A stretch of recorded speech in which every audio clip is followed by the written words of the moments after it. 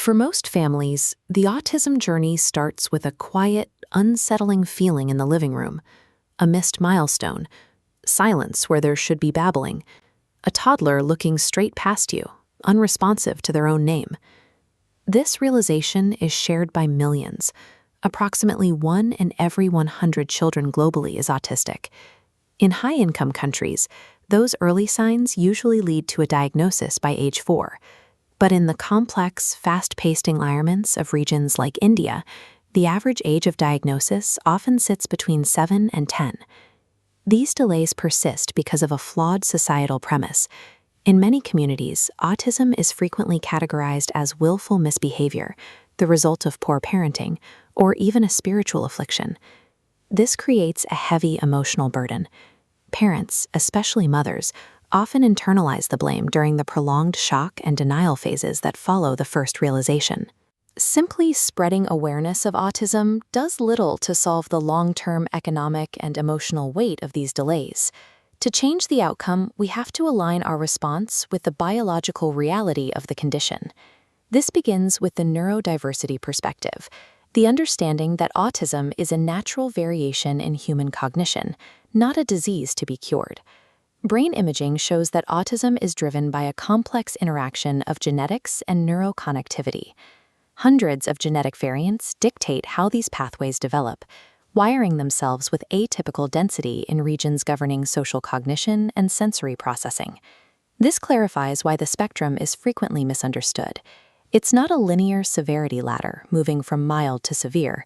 It is a multi-axis radial chart plotting distinct cognitive traits, meaning no two autistic individuals share the same profile. One of the most universal traits is a difference in sensory processing. Over 90% of autistic individuals experience hyper or hyposensitivity to tactile, auditory, or visual input. Because this is a biological reality, the objective shifts. Instead of attempting to fix the individual, the goal is to calibrate the environment to fit their specific cognitive operating system.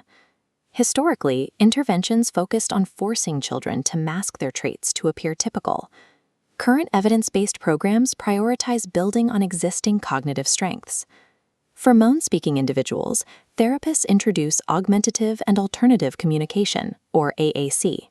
These icon-based digital interfaces provide a reliable way to express their needs. Relying on these visual devices does not prevent the development of natural speech. In practice, AAC supports and often accelerates language comprehension. To manage physical regulation, occupational therapists use sensory diets. These are schedules of predictable sensory activities that help the nervous system process input, which significantly reduces the frequency of behavioral meltdowns. This logic applies directly to education. Well-supported inclusive classrooms consistently yield better academic and social outcomes than segregated facilities. Inclusion is made possible by EdTech and AI platforms. These tools adapt the learning pace and modality in real time, creating a modular path for each student. Moving the focus away from eliminating deficits allows these cognitive differences to become functional tools. Traits like high-intensity focus and rapid pattern recognition can then be utilized as practical advantages. Shifting our perspective is only the first step.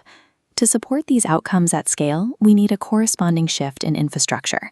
This is the Holistic Autism Framework, a systems thinking model integrating healthcare, education, and social protection.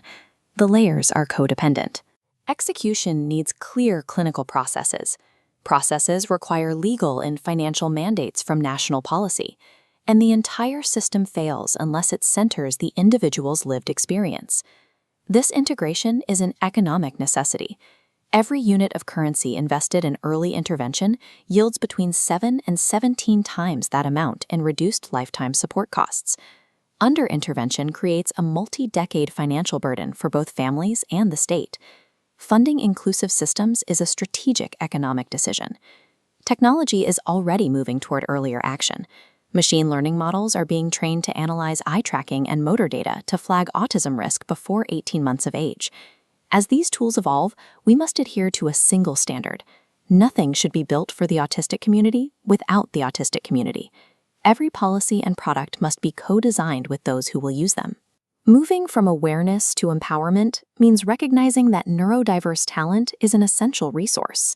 The same atypical connectivity that creates sensory sensitivity often produces the extreme focus and pattern recognition that modern science and industry urgently require.